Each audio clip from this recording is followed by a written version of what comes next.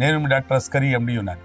ఇవాళ టాపిక్ వచ్చేసి స్పర్మెచోరియా, మూత్రం ద్వారా వీర్యం పోవుట. మనం మూత్రానికి వెళ్ళినప్పుడు బంకలాగా రావటం, వీర్యం మూత్రం ద్వారా పోవటం, దానికి స్పర్మెచోరియా అంటారు. అలాగే నైట్ ఫాల్స్, నైట్ పడుకున్నప్పుడు నిద్రలో స్ఖలనం, వీర్యం వెళ్ళిపోవటం నైట్ ఫాల్స్ అంటారు.